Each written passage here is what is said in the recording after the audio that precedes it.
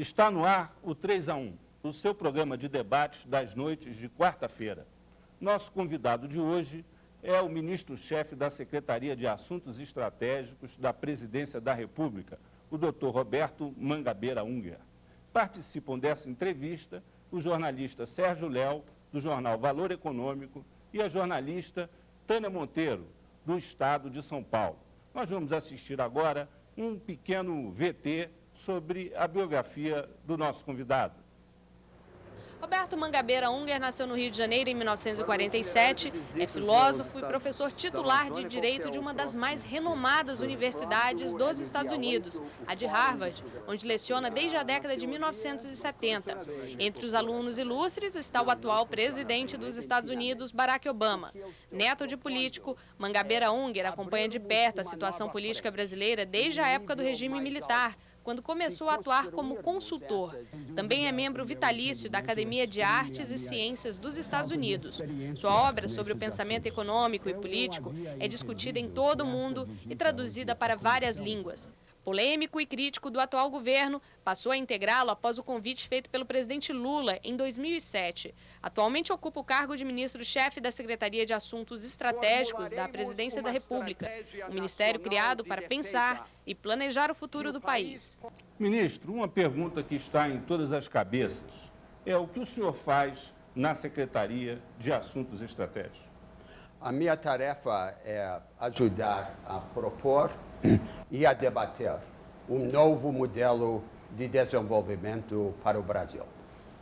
Um modelo baseado em ampliação de oportunidades para aprender, para trabalhar e para produzir. Se eu apenas formulasse um projeto para o futuro longínquo, esse trabalho não viveria, não se tornaria real.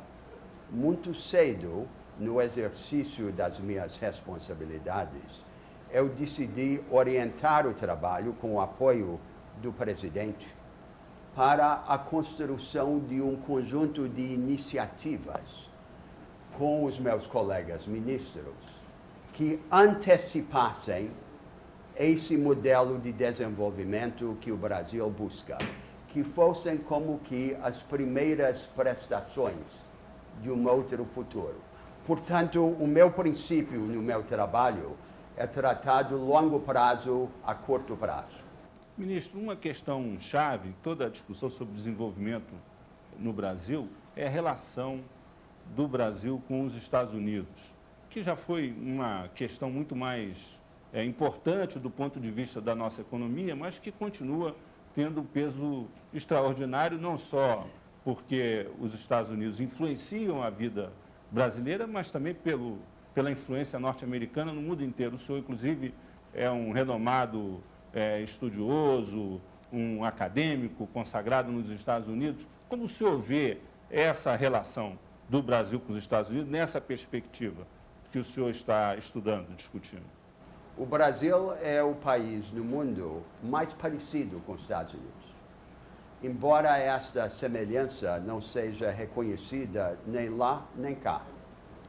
E entre as semelhanças, talvez a mais importante seja essa, que são dois países, os mais desiguais dos seus tipos, os Estados Unidos dos países ricos, o Brasil dos países grandes em desenvolvimento, nos quais, apesar dessa desigualdade, a maioria das pessoas comuns continua a julgar que tudo é possível. São países que fervilham de vitalidade. Agora, os Estados Unidos estão vivendo um momento extraordinário de questionamento. Estão mais abertos a um engajamento crítico vindo de nós do que estiveram desde a década de 30 do século passado. Nós temos uma oportunidade singular para iniciar com os Estados Unidos um conjunto de ações comuns a serviço da ampliação de oportunidades econômicas e educativas. Eu julgo que as áreas mais propícias para essas ações são os agrocombustíveis ou energias renováveis, a educação e especialmente a tarefa de descobrir como reconciliar a gestão local das escolas pelos estados e os municípios com padrões nacionais de investimento e de qualidade, e o soerguimento das pequenas e médias empresas, que são a parte mais importante da economia americana e da economia brasileira. Ao mesmo tempo, nós temos uma outra ponte com os Estados Unidos, que é um trabalho comum para dar resposta à crise financeira internacional. Até agora, prevaleceram na discussão da crise temas importantes, porém superficiais. A regulação dos mercados financeiros e a necessidade de adotar políticas monetárias e fiscais expansionistas. Ministro, com relação a esse tema, o senhor esteve recentemente nos Estados Unidos, conversou com assessores do presidente que está tomando posse, Barack Obama, e apresentou uma espécie de um relatório, uma pensata ao presidente Lula, com uma série de considerações sobre as medidas que estão sendo adotadas nos Estados Unidos. Uma delas, inclusive, o senhor diz que o que tem predominado é um certo keynesianismo vulgar. O que o senhor quer dizer com isso? É isso, é o receituário usado naquela crise do século passado de facilitar o acesso ao crédito, de empreender um grande programa de obras públicas para recuperar a economia. Não é o bastante.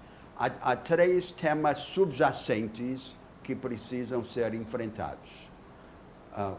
O primeiro é a superação dos desequilíbrios estruturais na economia mundial, entre os países superavitários em comércio e em poupança, a começar pela China, e os países deficitários em comércio e em poupança, a começar pelos Estados Unidos. O segundo é a possibilidade de entender a tarefa de regular os mercados financeiros como apenas a ponta de lança de uma reconstrução da relação entre as finanças e a produção, para assegurar que mais da poupança acumulada da sociedade, de fato, financie a produção, em vez de se dissipar num cassino financeiro. E a terceira tarefa é vincular a recuperação da economia com a redistribuição da renda e da riqueza. Ministro, o que é que muda agora com a posse de Barack Obama em relação ao Brasil, nas relações entre os dois países? O que vai mudar essencialmente na sua avaliação? Depende da política e depende das ideias.